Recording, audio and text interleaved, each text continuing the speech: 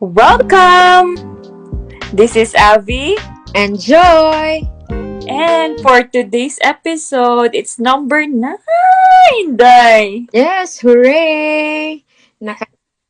Abot na po sa episode 9, no?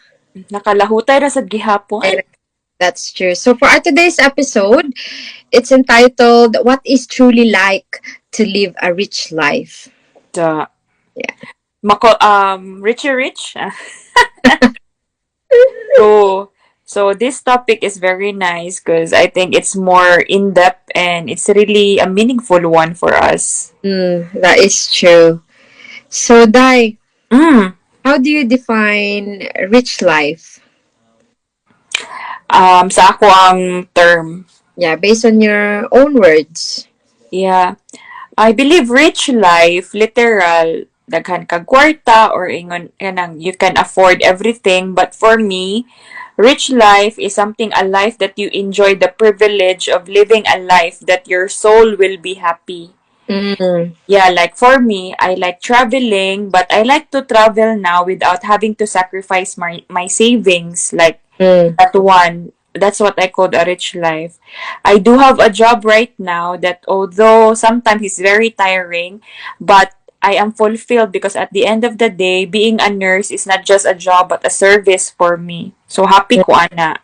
Mm. And also be able to share my talent and can inspire other people in ana. That's how I defined a rich life. Mm. Kana ang dato ko kay tungod naka-inspire ko laing tao ba?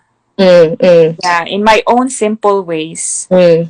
So, how about you, Dai? How do you define a rich life?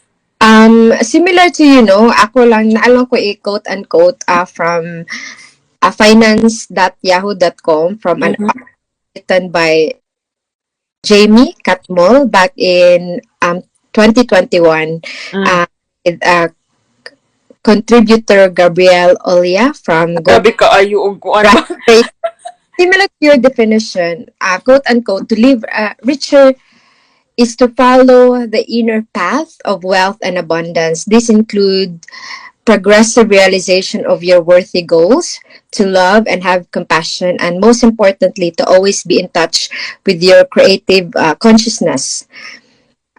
For me, rich life is not all about financial wealth, but also other things in life like meaningful relationship, for example, happiness and being contented in your life. Ka. De pa Miss Universe. Pang Miss Universe, Paki-elaborate please. Bitaw, kuan siya kanang very concise and nindot siya nga definition nga imong nakita sa Yahoo, no? Mm. Very like it's not about financial wealth. It's deeper than that. So what you really wanted to pursue that in terms of your goals, or that really coincide with being rich in life? Ta, social kayo ang coincide. Spelling please.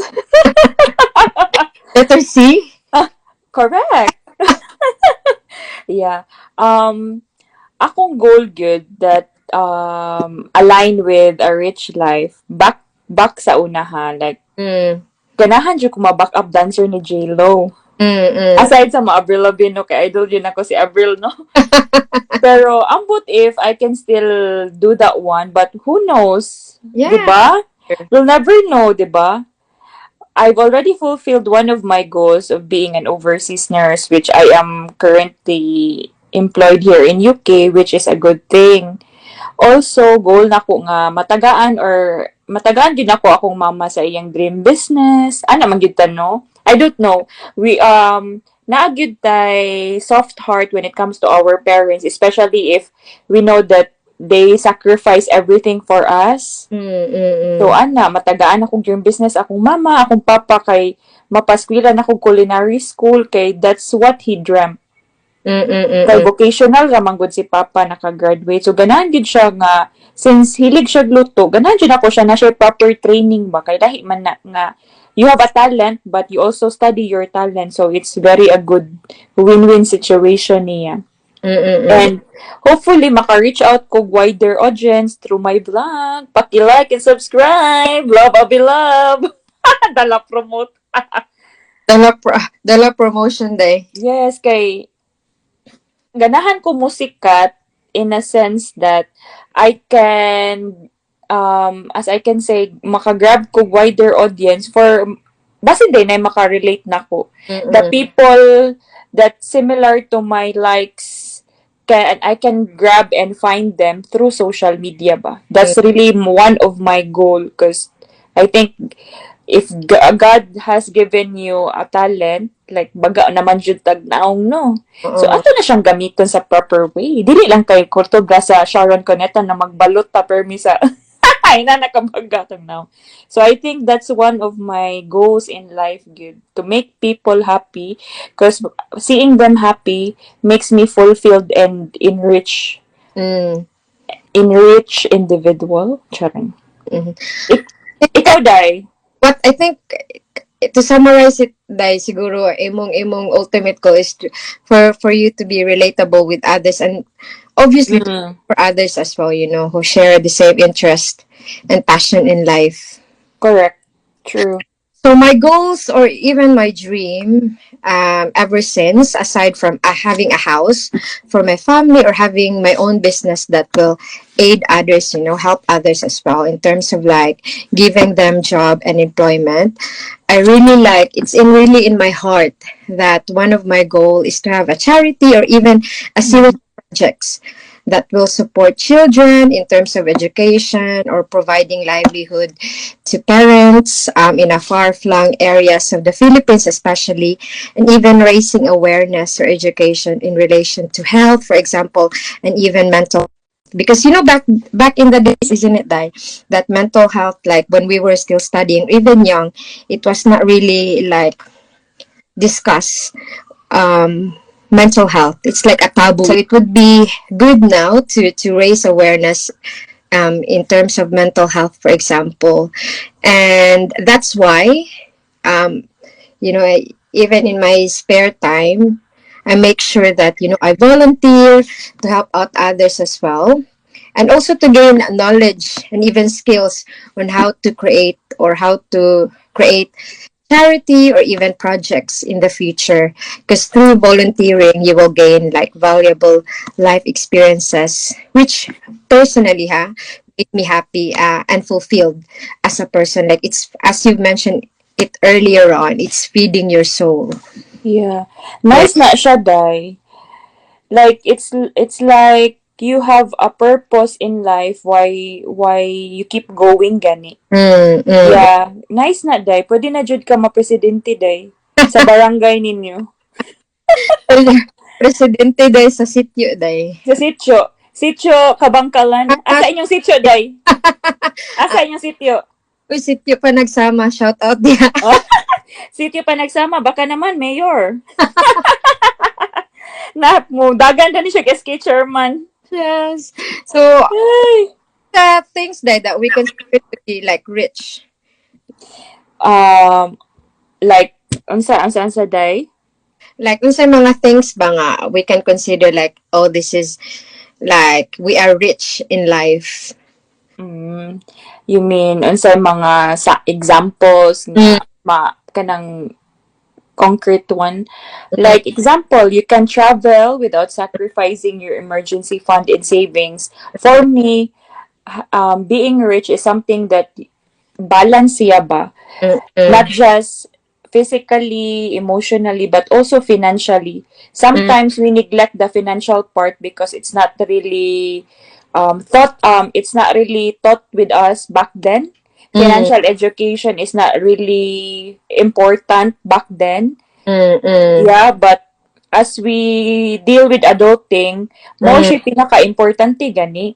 mm, mm, So, ana, like you are financially free because you don't allow money to dictate your life, which mm, I think all of us can really relate. Like, mm, permita mamublima og kwarta. mm, Pwede the other way around. Like, mm, we control the money so that money won't control us, and by then we can really experience how to live a financially free life, not really debt free, but at least we know how to handle it properly so that we can buy what we want without compromising other stuff. Mm, Pulput kay, as I said earlier, I really wanted to make my family, especially my parents, mm, happy because they really deserve it.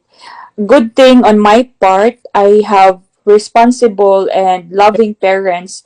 They may not say it every time, but they always show the love through actions. And that's really my ultimate goal, to make them comfortable. mm, Like mahatag na ko ilang mga ganahan ba. mm, mm, Yeah, and then what else? To travel more and mm. create meaningful memories with my few friends like ikaw, Chareng. Char- Chara, With eyes rolling, day. Chara, with plastikan no? Lagi ka na ganing meaningful memories kay, you know what? As you grow older, no, it's not the stuff or material possessions that you really wanted ka naging ma-afford na nimo. It's more on the small memories that really you remember, Mm. like kanang mulinger gyud sa imuhang nga mga memories pa. Wow. Wow, linger. Bastos man kay paminawon kung ako mo storya linger oy. So if I may add on, Dino, Mm, as well as rich in experiences, as you've mentioned, like memory, mm, because that will mold you as a person through experiences. It will mold you as a person, as I've mentioned earlier on, of who you will be and what will you become in the future. And as we always say, life experiences is the best teacher. correct. And even Sure. rich, and Mm, even also rich in support system in terms mm. family, your friends that you know that they can or you can count on them through your ups and downs and sharing your memories with them as well, isn't it? Not just financial wealth, but also the other aspects in life because it's not all about money, money, money, especially nowadays, isn't it? Truly, that after COVID, di ba? Yeah, some people are too focused on being rich financially. Mm. But even though you're the richest person in the world, still you feel like empty, isn't it? Or you will still feel like there's lacking in your life. As in, what are your learnings about this topic and your takeaways? So, as I've mentioned earlier, nowadays some people are so busy being rich financially, like monetary wise, because they wanted to buy material things and even luxuries in life, but still end up being lonely and empty inside. So there's always a thing that is missing, isn't it? That's why Mm-hmm. the famous rich people that they also have their own charity or their own foundation that they can spend their money on in terms of like research, helping others as well fulfill their dreams, and do not just focus on your financial wealth, but also invest in feeding your soul, like through either volunteering or helping others to accomplish their dream. And as we've mentioned earlier as well, travel. Mm. For me, travel, because you will meet or encounter a lot of people that will help you along the way in terms of share skills, knowledge, wisdom, and culture, and education as well. Because Mm-hmm. Philippines, our parents really inculcated us the importance of education because that's the only wealth that they can pass on to us, that people will not steal it away from us. As in, Yeah. How about you, Dai? I think you have said everything already. Ah, perfect na to siya. No, I'll just add on a little bit only. Yeah, it's really good that dili focus on money, and then we need to feed our soul. But for me also, we need to be significant and not just not be successful. Unsa akong pasabot ana kanang success through prosperity, what others Mm, boast or ipanghambog. mm, But significance is life's meaning that matters most. Example, life success can be measured by the size of your house or bank account, but significance is measured by the size of your generous heart and countless loving relationship you nurture for others and for God as well. For Wow. God, oh, perfect kay, di ba? Pag Miss Universe man sa dayon. No, tinuod bitaw dai kay Yeah. sometimes we are caught up in achieving success that we Yeah. really forgot that we need to aim for being a significant individual. Ana gani. And I think, Kanang, as mm-mm. I mentioned earlier, if I may cut on, it's just having that impact to your community Mm. of ones. Like we are all passers-by in this world, but what are the legacy that you wanted to leave in this world? Yeah. Kana ganing kung if ever like you will be gone in this world, every time they hear your name, it really makes them emotional because you have changed them in a way Yep. that yeah, na-change ni mo ang Oh, tao in a good way. dili lang kay, ay, si Abby, chismusa man ni. Marites man ni. Murag tinuod yun na day. Murag nasakitan ko ato day. Kundi si kay nakapahuman og eskwela sa iya maigsuon, for example, maayong tao ana ba, ma, Gani. which is a good indication of what truly, like, who you are as a person. As in, and it also is a reflection of your family's upbringing. Diyon sa kapag padako sa imong parents. That's true. So Dai, Yes! tagstorya no, Kaayo na pod. yung gid kalami istorya no. No, Day, as we always, before we end our podcast, we always have, our quote for the day. So, this is a Bisaya version yun. Mm-hmm. Tagai og importansya ang gagmay nga mga butang sa kinabuhi. Kay usa ka adlaw mahimo nimong tan-awon balik ug maamgo nga kini di ay kay dagkong mga butang. Ta. In English, treasure little things in life. For one day, you may look back and realize that these are the big things. Wow, pak na. Yeah. Perfect kaay ba, no? Yes,